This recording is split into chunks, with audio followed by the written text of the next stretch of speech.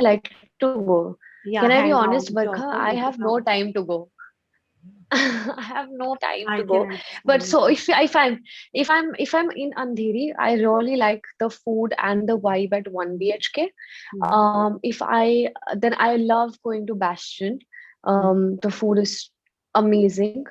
There is also you know, if I have to have like fast food, then there is Dory's Pizza right opposite, and they have the best keema garlic bread that I've ever had. So I Yeah. have my variants as per location. Then I'm also a fan of wontons. So I again go to close to Pali Hill. You know, you get great wontons over there. So I end up going there. Mhm. But yeah, that's pretty much it. But frankly speaking, ever since I've like tried to keep my weight in check, I make sure to eat more of home food and not eat so much from outside. Maybe like not that often. Yeah. Right. Honestly, I would, frankly speaking, I wish I was at a space where I could say that I would honestly, I mean, I don't have a better half at this point of time. I'm not seeing anybody, but this is something that I would really expect from my partner, at least to celebrate me. And I think the best way to do that is to be supportive, to be my listener, and to be my best friend. And of course, like, I wouldn't mind getting like a bunch of flowers and telling me how great I am. No, everybody likes that kind of validation. I think once a year we should have one of those moments. But yeah, like at least in the future, I would want my partner to rejoice in my successes and see me as an equal. That is something that I would really, that's how I would want to be treated. And if I don't get it, then I'll look for someone else. Great. So your But I'm very message, clear in how I want to be treated. sure, I'm sure that will happen very soon, Nimrit, and we'll wait to see that day very soon, and then that will give us a reason for another interview with Nimrit Kaur. And Nimrit, you also have battled and combat like the body shaming and the fairness related questions, and you were subjected to Right. all these issues, and you battled them quite strongly. So, what message you would like to give to women who are feeling the similar kind of, who are facing the similar kind of situation? Well, my message to all the women who are dealing with similar situations is that please don't let your confidence and your self-esteem, your self-esteem should never depend on your appearance. You know, there is so much more to a person than the way they look. The way Mhm. you look is something that you're born with, that's something you're blessed with, and that's something that you should accept and embrace in absolute fullness. And what one should feel truly confident about is the thoughts that you carry, your ambition, intelligence, hard work, perseverance, feeling confident, fierce, strong, you know, being vocal. So, so don't let people really determine your value as per their perception of how you look. Always look at yourself in the mirror and tell yourself that, I am beautiful. And really, I feel like each and every one of us is just so beautiful in their own particular way.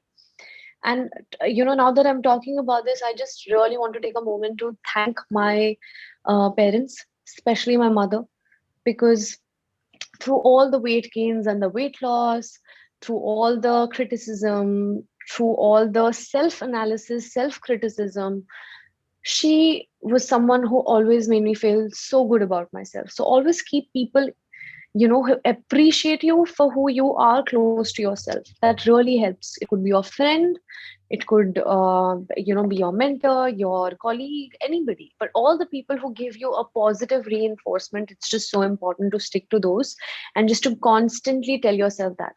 And frankly, if you treat yourself here, the world will treat you here. But if you treat yourself here, the world would automatically treat you like that. So it's so important to feel confident in your own skin.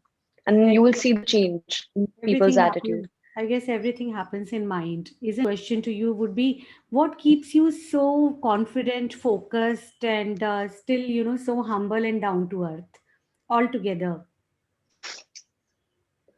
I'm so glad that you feel that I'm humble, firstly. No, no, Thank you are. you. You are. My parents will be very. No, no, they always feel and they sometimes tell me that you're too humble. I'm like, what does too humble mean? But I only get that from them. You're too. Frankly speaking, Barkha, both my parents. Yeah. Yeah, I'm too honest.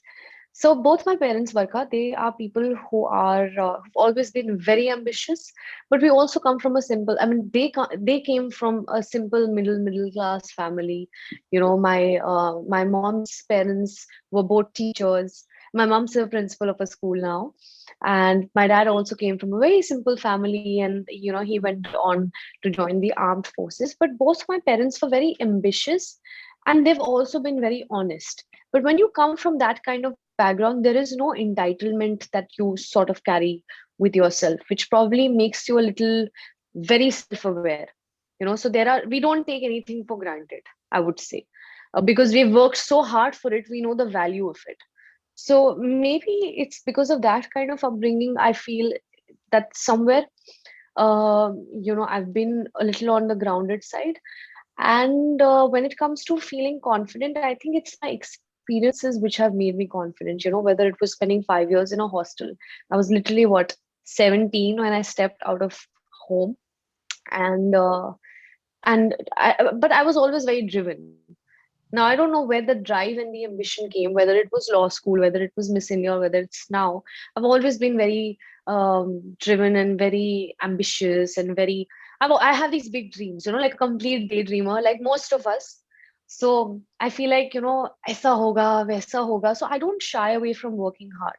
And if I work hard as much as I do, and I wouldn't be humble about this because I really work hard, it's again my parents. So a lot of it has to do with the way they've brought me up, and I'm forever grateful for it. All these are the characteristics of a soul, of a beautiful soul, which is definitely part of one's DNA. We only work towards, with our experiences in life, we only work towards nurturing them further or cultivating them further. That's how I believe Correct. in it. And so, Nimrat, now Absolutely. I will take your permission now, Nimrat. It's been really wonderful to kind of interact with you, and I look forward to similar more interactions in future also.